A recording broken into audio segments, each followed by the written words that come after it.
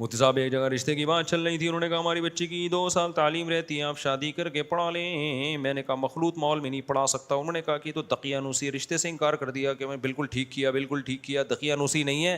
مخلوط ماحول میں پڑھنا, بہاولپور یونیورسٹی کا دیکھ لو, بہاولپور یونیورسٹی میں 5500 لڑکیوں کا اسکینڈل آیا ہے. نہیں آئی بات میرا, جو ایف آئی آر کٹی ہے نا کتنی لڑکیوں کی, 5500. یہ اگر اس کا 5واں 10واں حصہ بھی کسی مدرسے میں ہوتا نا تو آپ دیکھتے کیا طوفان کھڑا ہوتا, کیا طوفان کھڑا ہوتا. میں نہیں کہہ رہا مدرسے میں کوئی ایسا واقعہ ہوتا ہی نہیں ہے, مدرسے والے بھی انسان ہیں, کہیں کا دکا ہر جگہ جہاں بھی بڑے پیمانے پر کوئی کہیں نہ کہیں کچھ تھوڑا بہت فساد ہوتا ہے, غلط ہے نہیں, وہ بھی نہیں ہونا چاہیے, لیکن خدا کی قسم اتنا نہیں ہوتا جتنا یونیورسٹیوں اور کالجز میں ہوتا ہے. مدرسے میں اس کا عشر اشیر بھی نہیں ہوتا, پھر بھی ذرا سا کچھ ہو جائے تو کتنا بڑھایا جاتا ہے اس کو. تو یہ تو کو ایجوکیشن کی تباہ کاریاں ہیں جو بہاولپور یونیورسٹی میں ہوا. اور جو ہمارے سامنے جو کیسز آتے ہیں جو بیان کرنے کے نہیں ہوتے وہ اور ہیں. میرے پاس تو کیسز آ چکے ہیں کہ کیا کیا, جو سارے پروفیسر ایک جیسے نہیں ہوتے, لیکن پروفیسر کو کون سا دودھ کے دھلے ہوئے ہوتے ہیں, وہ بھی آدمی پہلے ٹیچر. جب آپ جوان خوبصورت لڑکیاں ایک پروفیسر کے سامنے رکھ دو گے, اس کو اپنی بیوی اچھی لگے گی؟ وہ کیا اپنی بیٹیاں سمجھ کے دیکھے گا؟ وہ کیا لگتی ہے ان کی جو آپ وہ کہتے ہیں کہ جی استاذ جو ہے باپ کی طرح ہوتا ہے, باپ کی طرح ہوتا ہے. باپ تھوڑی ہوتا ہے, وہ باپ تھوڑی ہوتا ہے. وہ روزانہ یونیورسٹی میں ایک سے ایک لڑکی آ رہی ہے, پروفیسر صاحب دیکھ رہے ہیں پروفیسر کا میٹر کیا ہو رہا ہے, گھومے گا. وہ آدمی پہلے پروفیسر, اور کون سا اس نے تبلیغ میں 4 مہینے لگائے ہوئے ہیں, اور میں تو کہتا ہوں 4 مہینے لگایا ہوا بھی پھسل سکتا ہے. تو کیوں اپنے آپ کو فتنے میں ڈال رہے ہو بھائی صاحب؟ اور بہت عجیب عجیب واقعات ہیں. تو میں نہیں کہہ رہا یہ سوسائٹی غلط ہے بھائی, جب یہ ہوگا تو ہر جگہ ہوگا. اگر مدرسوں میں یہ ماحول کر دو تو مدرسوں کا بھی یہی بیڑا غرق ہو جائے گا. مدرسوں میں یہ ماحول کر دو نا. امام حنیفہ نے اس دور میں 1 صدی ہجری میں عورتوں کے بارے میں فتویٰ دیا, اب مسجد میں مت آنے دو. کیا ماحول کیا ہو چکا ہے؟ وہ اتنے سال پہلے, اور بہت سارے اسلاف نے فتویٰ دیا, کچھ نے اس فتوے سے اتفاق کیا, کچھ نے اتفاق نہیں کیا. اس زمانے میں تو میری رائے ہے کہ آنے دینا چاہیے, کیونکہ آنے میں بھی فتنہ ہے, نہ آنے کا جو فتنہ ہے وہ اس سے زیادہ ہے. تو کیونکہ بالکل ہی دین سے رشتہ ختم ہو رہا ہے.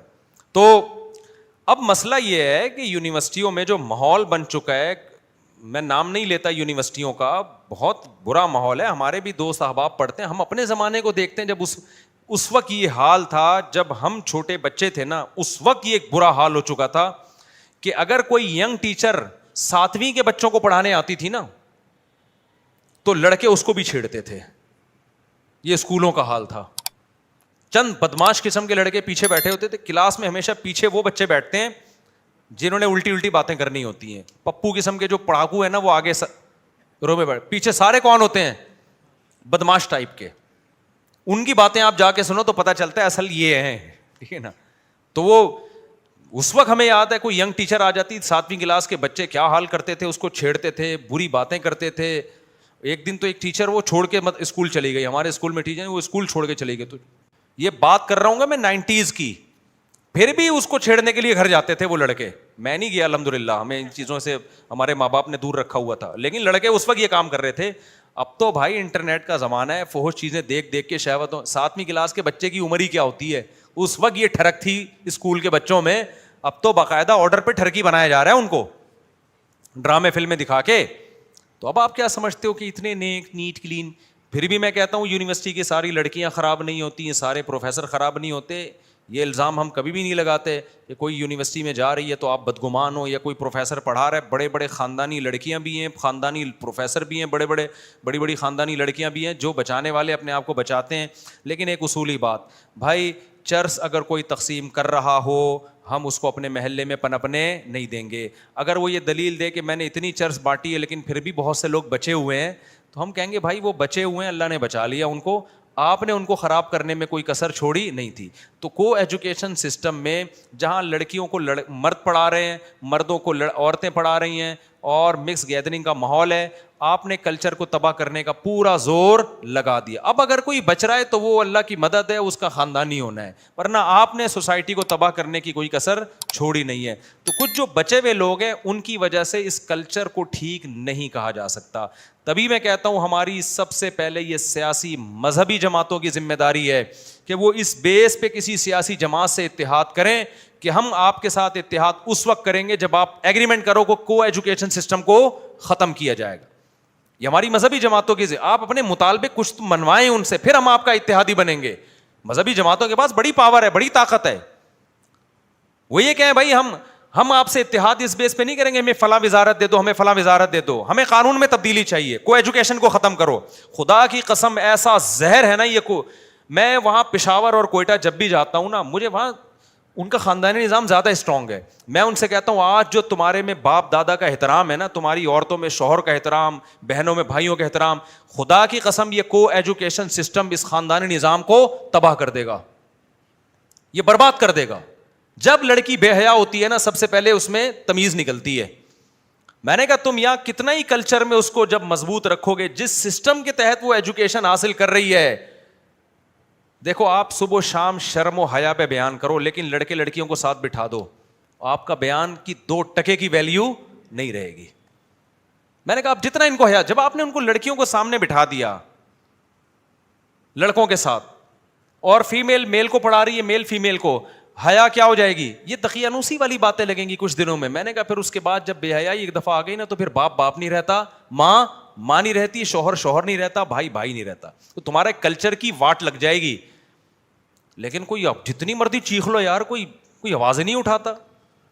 تو سیاسی تنظیموں جو مذہبی ہیں ان کی پہلی ذمہ داری ہے بولے بھائی ہم اتحاد, ان کے پاس پاور ہے نا, وہ خود حکومت بنا نہیں سکتی لیکن ان کے اتحاد سے حکومتیں بنتی بھی ہیں گرتی بھی ہیں. وہ یہ مطالبہ رکھیں بھائی ہم آپ کے ساتھ اتحاد کا ہاتھ اس وقت بڑھائیں گے, ہمیں وزارت دو نہ دو لیکن یہ ایگریمنٹ کرو کہ یہ کو ایجوکیشن اسکولوں سے بھی ختم, یونیورسٹیوں سے بھی ختم. لڑکیوں کے الگ کالج ہوں گے, لڑکوں کے الگ کالج, لڑکیوں کی یونیورسٹی الگ ہوں گی, لڑکوں کی الگ. جتنا پاسبل ہے اتنا تو کرو نا, اور نہیں ہوتا کم سے کم آخری درجہ اتنا کر لو کہ جو لڑکیاں صحیح ماحول میں پڑھنا چاہتی ہیں ایسے اچھے کالجز ہوں جو صرف گرلز کے ہوں, ایسی اچھی یونیورسٹی صرف لڑکیوں کی ہوں, تاکہ جو باپ چاہتا ہے کہ میں اپنی بیٹی کو ایجوکیشن سسٹم سے بچاؤں اس کے پاس آپشن تو ہو کہ بھائی یہ والی یونیورسٹی ہے, یہ ایسی ہے جہاں صرف لڑکیاں پڑھیں اور اس کا معیار بھی اچھا ہو. جب آپ کچھ بھی نہیں کرنا تو بھائی پھر کیا رہ گیا یار. آپ اپنی اس طاقت کو دیکھو, ہمارے پاس محدود طاقت ہوتی ہے, ہر جگہ انسان اپنی فورس کو استعمال نہیں کر سکتا. تو کچھ چیزیں ہیں جن پہ آپ زور لگاؤ, عدالتی خلا کے خلاف آپ آواز اٹھاؤ, اس سے آپ کا خاندانی نظام اگلی نسلوں میں ایسا تباہ ہونے والا ہے کہ آپ کی سوچ ہوگی. میں جو چیخ رہا ہوں نا, میں پاگل تھوڑی ہوں, مجھے کیا یار, مجھے کوئی اپنے گھر والوں سے خوف تھوڑی ہے کہ وہ جا کے خلا لے لیں گے. میں تو آپ لوگوں کے لیے کر رہا ہوں کہ اگلی نسل میں جب یہ خلا کے کیسز بڑھیں گے نا, مرد اور عورت کا رشتہ گیا تیل لینے, ہر وقت مرد کو کھٹکا لگا رہے گا, ذرا سی آنکھیں دکھائیں خلا, ذرا سا مسئلہ کیا خلا, اس کے بعد مرد بیوی سے وفا کرنا چھوڑ دے گا, بولے گا بھائی ٹائم پاس کر, رکھیل کے طور پہ رکھو اس کو, جیسے مجھے طلاق کا اختیار ہے اس کے پاس بھی اختیار ہے پورا. ابھی تو بہت سی خواتین کو پتہ بھی نہیں ہے, تو ایسے ٹھینگا دکھائیں جیسے انگریزوں کے یہاں ہوتا ہے. انگریز تھوڑی بیوی سے اتنی وفا کرتا ہے, وہ کہتا ہے یار کسی بھی وقت بھاگ سکتی ہے. تو انہوں نے پھر قانون بنائے طلاق سے بچنے کے لیے, آدھی جائیدادیں دینی پڑیں گی, فلانا ہوگا ڈمکانا ہوگا, اتنا کچھ انہوں نے کر لیا. تو مرد پھر کیا کرتا ہے, وہ ریلیشن چھوڑ دیتا ہے, ڈیورس پیپر نہیں بناتا. اس کو پتا ہے یار میں نے ڈیورس دی تو آدھی پراپرٹی اس کی ہو جائے گی, تو پھر بہتر ہے کہ ویسے چھوڑ دو, پیپر میں ڈیورس مت دو, تو ایسے چھوڑ دیتا ہے. تو میاں بیوی کا رشتہ گن پوائنٹ پہ تو ہو ہی نہیں سکتا. اسلام نے احسان کیا عورت کے اوپر, عورت کو بتا دیا بھائی جب تک یہ نہیں چھوڑے گا تم نہیں جا سکتی. اس سے عورت بھی گزارا کرتی ہے, بھائی اب ہو گئی اب چلاؤ, اس کے مزے پھر آخری عمر میں اٹھاتی ہے عورت. اور مرد بھی پھر کہتا ہے یار میری ہے تو کوئی بات نہیں یار, اس کے لیے جائیدادیں بناؤں گا, اس کے لیے گھر بناؤں گا, میرے بچوں کی ماں ہے. جب مرد کو پتہ چل جائے کہ یہ رشتہ کبھی بھی کورٹ کے ذریعے بھاگ سکتی ہے, اور عورت کو بھی بھاگنے کا, تو عورت میں برداشت ویسے ہی کم ہے. جنہوں نے بھی کھلے لے کے میاں سے بھاگی ہے نا, اس کے بعد ان کی زندگی عذاب میں گزری ہے, کتنی پچھتائی ہیں کہ ہم نے کیا کیا. صبر کر لیتے تو آج عیاشی کرتے. تو یہ ہم اس لیے چیخنے ہیں. تو ہماری جتنی بھی دینی سیاسی تنظیمیں, لبرل لوگ تو یہ کام کریں گے نہیں, لبرل لوگوں پہ تو اوپر سے وہ تو پریشر ہوتا ہے. جتنی سیاسی دینی تنظیمیں ان کی ذمہ داری ہے کہ دو مسئلوں پہ دبا کے آواز اٹھائیں، وہ ایک کو ایجوکیشن سسٹم کے خلاف، ایک ہی عدالتی خلا کے خلاف، تاکہ ہمارا خاندانی نظام بچے. بعد میں پھر اسلامی احکام وہ اگلا اسٹیپ ہے. پہلے یہی اگر ہم گھوڑے اور گدے گھوڑوں والی لائف ہو گئی تو نماز روزے کا کیا کرنا ہے؟ ٹھیک ہے نا، خاندان ہی تباہ ہو جائے گا، ابا لیس ہو جائیں گے. ملیشیا میں جاؤ، نماز سب پڑھتے ہیں، ابا ببا کا سیٹ اپ خراب ہوا ہے ملیشیا میں. اسکارف سب لڑکیاں لیتی ہیں ملیشیا میں، پابندی ہے، لا ہے. لیکن ملیشین لڑکیوں کی حالت آپ جا کے دیکھو نا. آپ کسی لڑکی کو پیغام بھیجو، 10 سال آپ کے ساتھ بن کے رہے گی، اس کے بعد فیصلہ کرے گی کہ شادی کرنی ہے کہ نہیں کرنی. تو کیا کرنا ہے ایسی نماز روزے کا میرے بھائی؟ ایک آدمی ہمارے پٹھان دوست تھے، وہاں ملیشیا میں ملے، وہیں کے نیشنل ہیں، بغیر شادی کے گھوم رہے. میں نے کہا بھائی شادی کیوں نہیں کرتے؟ کہہ رہے یار یہاں جس لڑکی کو نکاح کا پیغام بھیجو، نیشنلٹی کے والی شادی کر، سوری یہ بھی نیشنلٹی ہے نہیں، لینے کی کوشش کر رہے ہیں. کہہ رہے ہیں یار جہاں پیغام بھیجو، وہ کہتی پہلے ویسے ہی ٹائم گزارو میرے ساتھ، پہلے میں چیک کروں گی کہ تم وفادار آدمی بھی ہوگے نہیں ہو. کہہ رہے میں تو نہیں زنا کر سکتا. اور کہتے ہیں پھر یہ 8-10 سال اکٹھے دوستی کے بعد جب شادی ہوتی ہے، ایک مہینے طلاق ہو جاتی ہے. ان کے گوروں کا بھی یہی سیٹ اپ چل رہا ہے. بچے پیدا ہو گئے ایک دوسرے کو سمجھتے سمجھتے، شادی ہو رہی تھی، بچوں نے تمبو لگایا ابا اماں کی شادی میں، وہ سارا سیٹ اپ، اس کے 1 مہینے بعد ڈیورس. تو اس سے چھوڑ دو فضول قسم کی باتیں. تو اس وقت ہمیں اپنے فیملی سسٹم کو بچانے کی ضرورت ہے، خاندانی روایات کو. اب مجھے اتنی خوشی ہوتی ہے کوئٹہ پشاور میں نا، جو میرا دل باغ باغ ہوتا ہے 2 چیزوں کو دیکھ کے. جب میں ملتا ہوں نا پٹھانوں کا، یہ بھی چاچا، یہ بھی چاچا، یہ بھی چاچا، یہ دادا ایسے بدماشی کرتا ہے نا گھر میں جیسی بدماشی ہونی چاہیے، کیونکہ نسل ہے اس کی، اس کے بیٹے ہیں، اس کے پوتے ہیں، اس کی بہو ہیں، اس کے داماد ہیں. اور جن کی ایسے پوش علاقوں میں جاؤ، کراچی اور لاہور میں، جو بڑے بڑے 1000 گز کے بنگلے ہوں گے، ایک آدھ بچہ بدماشی کس پہ کرے گا یار دادا. میں جاتا ہوں نا، لاہور بھی جاتا ہوں، اسلام آباد بھی جاتا ہوں، کراچی میں بھی 1000 گز کے بنگلے ہیں، بوڑھے ایسے ہی زندگی گزار رہے ہیں یار. تمہیں تو اولاد ہی نہیں ہے. کہہ رہے ہیں بھائی اتنا پیسہ تھا، 2 بچے، ایکچولی اچھی طرح سے تربیت ہوگی ان کی، اب ختم. اور کوئٹہ پشاور جاؤ، دل باغ باغ، ان کے بھی 1000 گز کے بنگلے، ایسے ماشاءاللہ چاچے، بیٹے، داماد، بہویں، اتنا ایک دادا کی زندگی دیکھ کے مزہ آتا ہے یار. دادا کی زندگی دیکھ کے مزہ آتا ہے. ابے یار دادا ہے یار، یہ میرا دل بڑا خوش ہوتا ہے. ابھی میں گیا تھا نا پشاور، جن کے یہاں ٹھہرا، حویلی تھی ان کی، بڑے ماشاءاللہ. انہوں نے کہا یہ میرے والد صاحب ہے. میں نے کہا nice to meet you. Pashto میں نے کہا نا نائس ٹو میٹ یو. جو بھی مجھے اس وقت پشتو اللہ نے القا کی، جو اللہ کی طرف سے الہام ہوا مجھے، نائس ٹو میٹ، اس کا ترجمہ یہ بنتا ہے. انہوں نے کہا یہ میرے چاچا ہیں. میں نے کہا یہ کوئی پڑوسی ہوں گے؟ یہ میرے دوسرے چاچا ہیں، یہ میرا تایا، یہ میرا. ختم ہی نہیں ہو رہے. اور کوئی ایسا نہیں کہ خوراک کی کمی سے پتلے رہ گئے ہوں. فیملی پلاننگ والے کہتے ہیں نا اتنے بچے ہوں گے کھائیں گے کہاں سے. کوئی میں نے زیادہ بچوں والا دبلا، سارے لہیم شہیم ماشاء اللہ جان. میں نے کہا یار، اور سب غریب تھے. کہہ رہے ہمیں تو نسل اولاد کے بعد ہی پیسہ آیا ہے، کیونکہ جو کاروبار تھا اس میں بیٹے کیا بنتے چلے گئے، سہارا بنتے چلے گئے. ایسا نوٹ آنا شروع ہوئے، کروڑوں کے بزنس ہو گئے ان لوگوں کے. تو ابھی میں گیا تو 2 دن تک چاچاؤں سے ملتا رہا. یہ چاچا، اس کے ساتھ سیلفی. میں نے کہا مجھے کسی سے ملانا نہیں. انہوں نے کہا یہ تو ہمارا چاچا، ان سے تو ملے نا. میں نے کہا آپ چاچا سے تو ملیں گے. پھر انہوں نے کہا یہ ماموں. میں نے کہا پہلے چاچا ختم ہو جائے پھر ماموں پہ آنا. میں نے کہا بھائی پہلے چاچا کمپلیٹ ہو جائیں پھر ماموں، ورنہ کیا ہو جائے گی، میں پھر کنفیوز ہو جاؤں گا نا. ٹھیک ہے نا. انہوں نے کہا نہیں ابھی چاچا ختم نہیں ہوئے. میں نے کہا پہلے سارے چاچا، ماموں کا اس کے بعد درجہ ہے.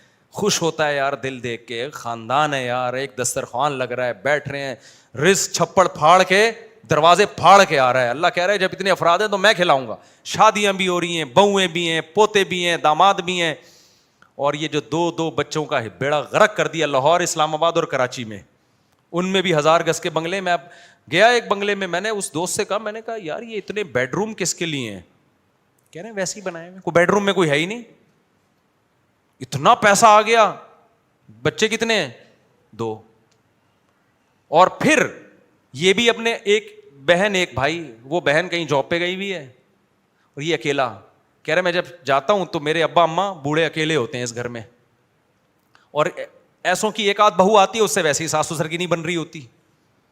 جب ہول سیل کے حساب سے بیٹے ہوتے ہیں تو بہویں بھی ہول سیل کے حساب سے نا، کتنوں سے نہیں بنے گی. کیا خیال ہے؟ کتنوں سے نہیں بنے گی, اور سب کام ڈیوائڈ ہوگا تو ویسے ہی رہ لیں گی, وہ ان میں نفرت پھر کم ہو جاتی ہے.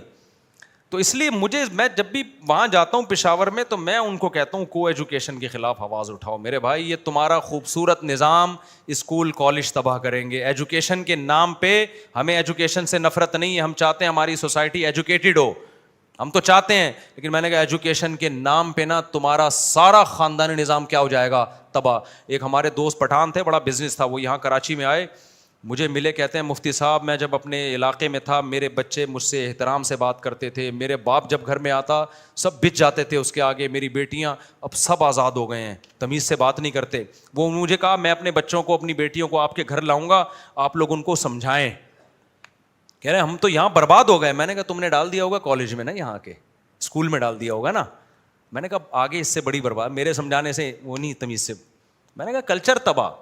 میں اسکول کالج کے خلاف نہیں ہوں, ہم بھی کالج میں پڑھے ہوئے ہیں بھائی, ایجوکیشن تو ضروری ہے, لیکن وہ یہ جو ماحول اس وقت یونیورسٹیوں میں دیا جا رہا ہے یہ آپ کے کلچر کو تباہ کر رہا ہے. تو میں تو دیکھ رہا ہوں. میں نے کہا تم ان کو لائے کیوں یہاں پہ, وہیں رکھتے, وہیں پڑھا دیتے یار. تو کہہ رہے مجھے غلطی ہو گئی.